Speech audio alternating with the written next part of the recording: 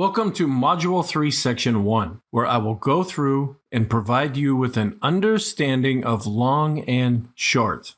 I want to take just a second to explain my approach to this section. To help you understand the concepts that I present, I will provide concepts and definitions throughout this entire section to help you understand things that way, but I'm also going to provide a number of examples. And 3 specific kinds of examples because different people learn and understand things in slightly different ways. The first one is just to give you a verbal example. I'll just sit here and tell you an example that I have, and for some of you, that'll be fine. You'll be able to understand things just fine that way. The second example will be verbally with some text. I will also tell you this example, but I'll provide text on the screen for you to look at the same time. And then the last example is I will go through verbally once more, but I'll have some very simple graphics. And my hope is that one of those ways or a combination of those ways help you to understand what I'm talking about in this section. So understanding long and short. There are 2 types of transactions that take place in the stock market. We can buy and we can sell. That is not all that complicated right there.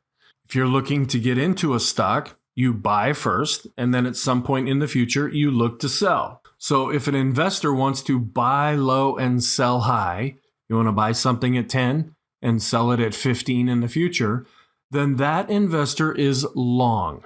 You bought to start this whole process, and you will sell to end this process. If an investor wants to sell high and buy low, which probably doesn't make a lot of sense to some of you, then that investor is short. And I can think of all the questions that you're coming up with right now.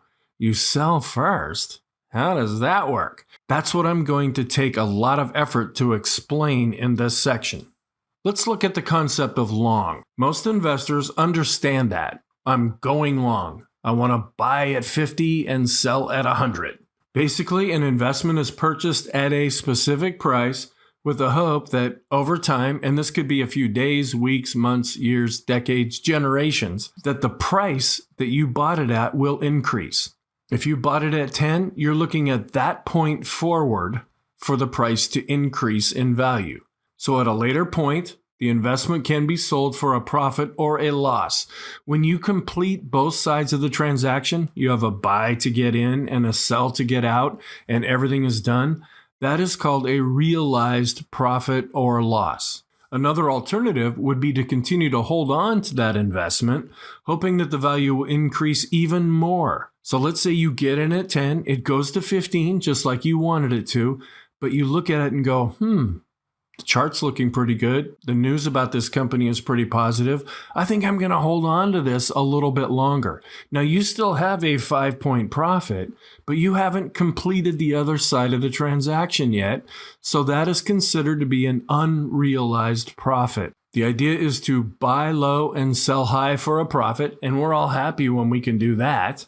And we also sometimes buy high and sell low for a loss. And most people don't find that really challenging to understand. Now we get into an area that is a bit more complicated for people to understand because we're using terms that are used in slightly different ways than how we use them every day. Many investors don't even realize that it's possible to go short. You can sell something first and then buy it back later. This can often be very difficult to understand, and I'm not joking about this. One time, I literally had an 8-hour conversation with a person trying to have them understand the concept of short. I was working at a job, and we were working together that day, and we got into a conversation, and as we were going through our duties for that day, we kept having this conversation, and it just did not click with this person until the very end. They finally had an aha moment where it's like, okay, now I get it. The angels are singing. The sun is coming through the clouds. Everything is wonderful.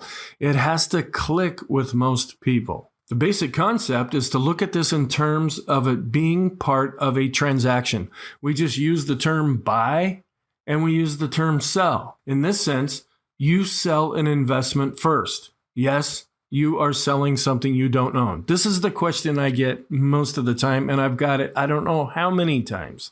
How can you sell something you don't own? I'm going to show you how you can do that in this section. The idea then is to sell it first and then replace that investment at a lower price in the future. Here's the verbal example. I'm just going to use an example of the Boeing company because I'm from Seattle and they build airplanes. So I'm just going to give you a verbal example of how that works. Let's say that Boeing decides to build a new airplane. What do they have to do? They have to go out and buy the materials for that new airplane. They have to hire the people to build that airplane. They have to design and test that airplane. That costs a lot of money. They're buying all of that first. And then at some point, they have an airplane built and they make a big deal out of it and it flies around and everybody loves it. All the airlines are there watching. And so they decide to put this airplane on the market and other airlines like that. So they come in and they buy airplanes from Boeing, or Boeing sells airplanes to the airlines. What they did is they went long first. They bought everything they needed to create that airplane. And then once that airplane is built, they sold it to a customer. That is going long. Let's look at it in a little different way, but very simplistic. It's more complicated than this. I just want you to understand the concept. Does Boeing always build all the airplanes first before they sell them? No. They have some airplanes available. The customers know what these airplanes can do and what they're like, but they don't physically have them. But they go out to the airlines and they'll sell something they don't own to an airline. They sold first. Then, keeping this simple, let's say they take the money that they got from the airline, they go out and they use that money to buy what they need for that airplane, to pay the people who are going to build that airplane. And what they did, they received a certain amount of money, and what it cost Boeing to build that airplane was less. So they sold something for, let's say, $10 million. I know that's not the right price, but it cost them $8 million to use that $10 million to build that airplane. They now have a $2 million profit. They sold first, and then they bought everything they needed last. Those are different parts of a transaction. So in the first instance, they bought everything first and then sold it. In the second instance, they sold it first and then bought what they needed second. And the difference between the two is the profit or the loss. Now I'll go through a different example, but I'll have some text on the screen that you can actually follow as I go through this. When people go long, that's pretty understandable. Buy low, sell high. Selling short can be confusing and require an aha moment. And I hope some of you have already had that moment, or you're getting that moment as you're going through this section. Let me give you an example. You want to make some money. Isn't that why we do this? Isn't that why we're in the stock market? We want to make money. And do we really care if we buy first and sell second? Or if we sell first and buy second? No. The idea is we want to earn a profit. You think you can make some money by selling Superbowl tickets to someone else. Let's say you have a friend. They're very busy or they're very lazy. They want to go to the Super Bowl, but they don't have the time or the desire to go down and buy the tickets for themselves. So you think, maybe there's a little way I can make some money here. Here's the long example. What you do is you go down to the ticket office and you buy a ticket for $800. You might buy 4 tickets, but I'm just going to use 1 ticket in the example. And then you sell them to your friend for $1,000. You put out $800. You go to your friend gives you $1,000. After everything is finished, you have made a $200 profit on that ticket. You went long. You bought first and sold second. Here's a short example. Let's say you don't have any money, but you sell the tickets for $1,000 each. You go to your friend and say, hey, I can get you Super Bowl tickets for $1,000 each. So your friend gives you the $1,000. You then take that $1,000 down to the ticket office and you use that to buy the tickets for $800 each. You have made a profit of $200 on that ticket. You sold something that you don't even own. You received the $1,000, then you went down and you bought the tickets. The difference between the two is your profit, and in this case, it's $200. That is a short example. The next example that I'm going to go through, it has some pretty silly graphics. I'm not really good with this. I did these graphics with PowerPoint, so we'll see if this looks okay. Here, we'll go through a long example, and I have two examples. This is the first one. You decide that you want to buy a share of Disney stock. You like the Disney company and you want to be an investor in that company. So the first thing that you do is you buy to enter. And let's say the price is $10 for that one share. Now, the price of Disney is way different than that. This is just to illustrate a point. Then at some point in the future, it might be a few days, weeks, months, decades, generations later, you want to sell that share of stock to exit. So now both sides of the transaction are completed. And when you sold that one share of stock, it was at $15. So we compare the price that you got in, $10, with the price that you received when you got out, and that's $15. So we take the sell price and subtract the buy price, and we realize, whoa, we have a profit, a $5 profit on a $10 investment.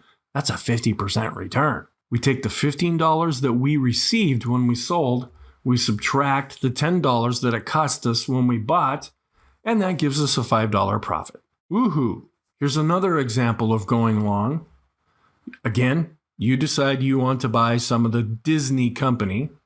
The first step is you buy to enter, just like in the other example, and it's at $15 a share. You decided to wait a little while on this one, and then at some point in the future, you want to sell to exit, to close out that transaction. The problem is now it's at $10 per share. We compare the buy price with the sell price. So we take the sell price and we subtract the buy price, and we realize there is a loss in this transaction. We sold it at 10 after we bought it at 15, and that results in a $5 loss. So I gave you one example of going long where you have a profit, and another example of when you went long, but you had a loss. Now let's go in the other direction. Let's go short here. Again, we're still dealing with the Disney company. The first step is that you want to sell to enter. Yes, you sell first. And when you do that, the price is $15 for that share. Then at some point in the future, you have to buy to exit. And at that point, it is at $10. So Disney stock did go down. You sold at 15, and now you can buy it back at 10. We compare the sell price with the buy price. We take the sell price and subtract the buy price, and we see that we have a profit. Number terms, we sold at 15, we bought it back at 10, and that gives us a $5 profit. Now, the last example here, short example number 2, again, with the Disney company. The first step is you sell to enter. So you're starting off by selling, and it's at $10. Then at some point in the future, you want to buy to exit. But when you do that, it's at $15. Instead of going down, Disney stock went up. We compare the two with each other, and we take the sell price and we subtract the buy price, and we notice that we have a loss. And that results in a $5 loss. Instead of going down, the stock went up. So my hope is that through these different examples, some of this clicked for you. Not only do I want to teach you this concept, even if you never take any of my other courses, I need people to understand this when they come into my other courses, because I can't take the time to do this. We have so much to cover in my other classes. I need people to already understand this when they're coming through the door. So what can go wrong when you are a short seller? There are lots of things that can go wrong. Short selling may sound great as long as everything goes as expected. If you are net short in the market and the market is tanking, you're pretty happy at that point because you're making a profit, while other people may see their profits starting to evaporate, if not experience losses. If things go wrong and you sold the market short, the pain can be very extreme. Think about this. If you buy a stock at 10, how low can it go? It can only go to 0. But if you sell a stock at 10, hoping that it will go down, how high can it go? There's no limit. Nobody's ever experienced that before. There have been a lot of $300, $500, $3,000 stocks now that at one point were at $10 a share.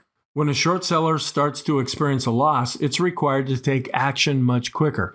Now, a lot of us take the old buy and hold approach or buy it and forget it approach. If you're a short seller, you can't do that. You need to really pay attention to what's going on because this changes all the time and there's a lot more stringent rules when you short sell and you can't just forget about it. You have to keep on top of this. There are laws in place that you have to follow, and your broker may have additional laws that you also have to follow. If a stock that is expected to fall starts to climb, a short seller must cover. That's when they're getting out and either experiencing less of a profit, if not a loss, and they have to exit that position. They don't have a choice. Where if you buy a stock at 10 and it goes down to 1 or 2 and you didn't buy that on margin, you can hold on to it. You can even let it go to 0. But if a short seller starts to experience a loss, there are times when they have to get out. There's a thing called a margin call. And if they get to that level,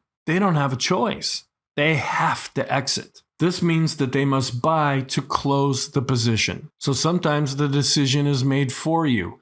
So short selling can be nice when you're right, but if you're wrong, you may get to the point where you're not making decisions anymore. The market is making the decisions for you. When a stock starts to run away to the upside, forcing short sellers to cover, this can be known as a short cover rally. If you've seen on days when the market's going up and up and up and it just seems to never stop and it's going higher and higher, a lot of that is a short cover rally or a short squeeze because that's the short positions having to buy to exit, and that forces prices even higher. There are a lot of people that really hate short sellers. They think, these are bad, evil, terrible, awful people. Few reasons why people don't like short selling. Number one, it's harder to understand.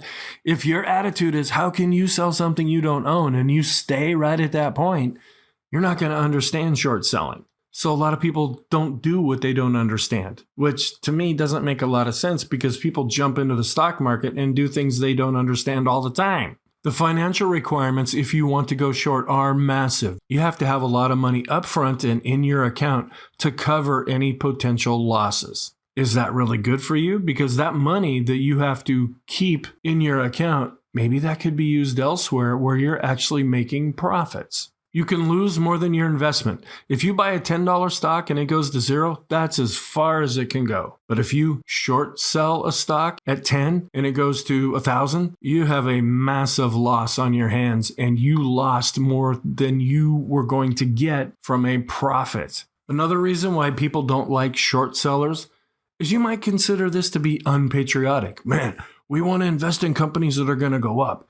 And if they make a profit, that's great. And we get to enjoy that. But if they're going down, we shouldn't take advantage of that. That's not the American way of doing things. We don't feel that's right.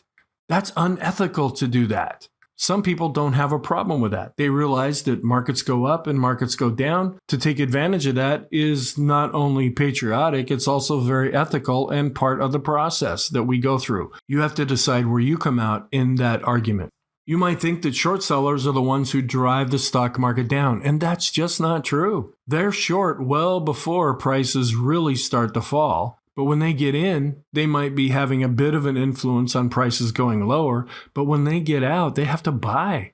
If anything, they add some support to the market. So when the markets are really tanking and you hear people in the government or people in the media saying, oh, these traders are doing this, they're doing that, they're shorting the market, they're evil, they're bad. Don't believe that. That's not how it works. There's just an awful lot of selling going on, and most of those people that are selling are long positions. They just can't take it anymore, so they get out. They're the ones that are really pushing prices lower because there's so many more people that go long than go short in the market. One thing that I like to point out in this section that you may not be aware of is we get a cliche from this. Don't sell yourself short. When you talk about yourself and you don't think you're as good as you are, you talk yourself down. We use the cliche, don't sell yourself short, from this method of investing. And I put investing in quotes because it's not real investing. This isn't something that you do for long periods of time. When you short sell, it's usually for shorter periods of time. So let's go through some more understanding of short selling. We'll go back to our Super Bowl ticket example. You don't have any money with you right now, but you can sell the tickets for $1,000 each. That money can be used to buy the tickets for $800. You've made a profit of $200 on each ticket. What if something goes wrong in that scenario? You get the money from your friend, the $1,000 for that one ticket, and instead of the Super Bowl tickets costing $800 when you get to the ticket office, your heart sinks when you realize the lowest price now is $1,200. Something happened during that period of time, and the price of those Super Bowl tickets went up. You received $1,000 from your friend, but now you're going to have to buy them for $1,200. So now you have made a loss of $200 on each ticket. Is there any limit to how high those ticket prices can go? No, there isn't. If it's a really popular game, what if the price goes to $2,000? You got the $1,000 from your friend, but now you have to pay an additional $1,000. You see how this can spiral out of control? What if it goes to $3,000? There is no limit. As long as somebody is willing to pay a particular price, that price is the right price. It may not be the correct price, but it is the right price. It's the market price at that time. So things can go against you very severely when you short sell. Your clever idea in this case has backfired. What is an alternative to this? Why am I taking any time to even explain shorting to you? If you've watched many of my videos, I say that there are opportunities to make money when the market goes up, sideways, or down. Well, how do we take advantage of things going down if short selling can be so dangerous? Well, we have a thing called inverse positions. The SPX investing program, which is a program that I teach, does not endorse short selling in the absolute sense. The way I explained it here, I would not recommend that anybody do it that way. There are people that do, and if you already do that, you're probably not listening to this video because you already know what you're doing. But when you're new at this and you want to take advantage of the markets declining, there are better alternatives for you. There are strategies that can be implemented using mutual funds and ETFs that go up in value when the S&P 500 goes down. And that's one of the reasons why I use the S&P 500. These inverse positions have a lot more volume. They're a lot more popular. Now, there are inverse positions on the Dow and the NASDAQ 100, and some of those are very popular. But I have settled on using the S&P 500. What you learn here, you can easily transfer over into other indexes. It's important to understand the concept of short selling, but it is less complicated to take advantage of a mutual fund, an inverse mutual fund, which goes up in value if the market goes down, or an ETF, does the same thing, that is positioned to gain in value if the S&P 500 goes down. So what we do is we buy into these positions, and if the market does go down, we make a profit, and when we're done with that, we sell to get out of that position. To make it really, really weird, you are going long a short position because the instruments inside of these mutual funds and ETFs, they're already designed to go up in value if the market goes down. So you buy to get in and you sell to get out. This, in my opinion, is much safer. It's not risk-free. You can still be wrong and lose money. But the vehicles that we're using and the approach and the concept of what we're doing is the same and is less risky than just flat out short selling. What I'm going to do next is shift gears a little bit and look at how can we use what's called short interest to our advantage. How much of a stock is shorted in a company or an index? Can we use that information? And can that give us any insight? When looking at an investment, it can be wise to look at the short interest ratio, also simply called the short ratio. How much of that stock is shorted? Some of this information is delayed. Some of it is a little bit hard to find, but there is information out there. Typically, this is measured in a thing called days to cover.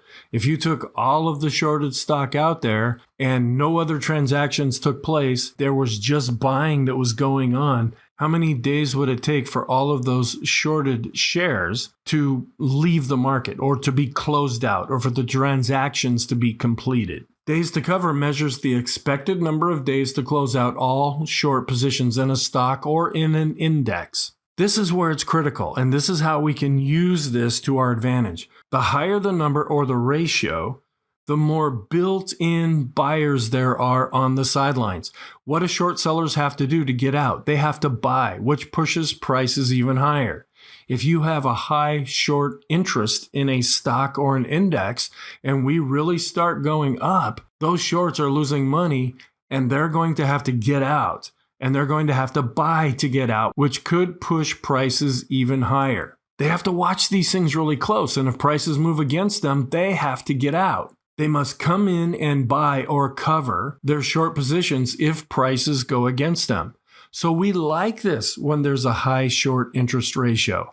I keep an eye on that. I talk about that in my daily and weekly videos that I do. You can look at that for individual stocks, and you want to keep that in mind when you're getting into an investment, especially if you're long. When they must act, meaning the short sellers, this can cause a short squeeze, which can see prices soar higher and higher and higher, or you see a buying frenzy going on. It's like, why are prices just skyrocketing up? A lot of times it's the shorts having to cover because they're losing money, because their requirements are more stringent and they have to get out. They don't have a choice. They can't just wait for tomorrow or wait for next week. They need to act right now. This is what happened to some hedge funds, and I talk about hedge funds later. But in the early part of 2021, some of you may have heard of the GameStop situation, where there were a lot of people that got together and started to pump up the price of GameStop. Well, a lot of hedge funds had shorted that stock, and they're seeing real losses because of that, and they had to go in and cover, and that pushed prices higher and higher and higher. Then I want to finish off this section by talking about unrealized profits or losses. Unrealized profits can be beneficial to you. So you bought a stock at 10, it's currently at 15, but you haven't sold it yet? Well, this can be considered an asset on your personal or business balance sheet. This has value attached to it. Now, it changes all the time. It goes up and down every day with the market, but you can use this as part of your overall net worth. It also can be used as collateral for a loan, where you can borrow against shares that maybe you haven't sold yet, but you're showing a nice profit on. You can also use that to buy more stock, or you can borrow against that for a different purpose. How can an unrealized loss be beneficial? It's common to sell investments that are showing a loss to help offset profits. This helps to reduce tax liabilities. Now, it's not necessarily in our favor to do this, where we have to pay all of the gains and we only get to show part of the losses, but still, this can help your overall tax situation. We're getting near the end of the year. It's December. That is the end of the calendar year and the end of your personal fiscal year. And you have some stocks that are showing a loss. You may decide in December to sell off those stocks because you had some really nice gains in other stocks. And so you can offset some of that so that your overall tax bill is less. Then I'll finish out by talking about the holding period, and I do mention this in other videos, but under current tax laws, how long you hold on to an investment, either long or short, will determine how taxes are applied to you. If it's longer than 1 year plus 1 day, that is a long-term capital gain or loss, and that currently is taxed at a different rate than the next one that I'm going to show you, which is something that you hold on to for less than 1 year. This is a short-term capital gain or loss. This is where we make that line between investor, longer than 1 year, and trader, shorter than 1 year, and you may be a combination of the two. This needs to be rechecked often since IRS laws are changing all the time. We have a new administration, and there are massive changes going on. And there's going to be additional changes that will impact each person. And so this might change. So this concludes Module 3, Section 1, and I will pick up again in Module 3, Section 2.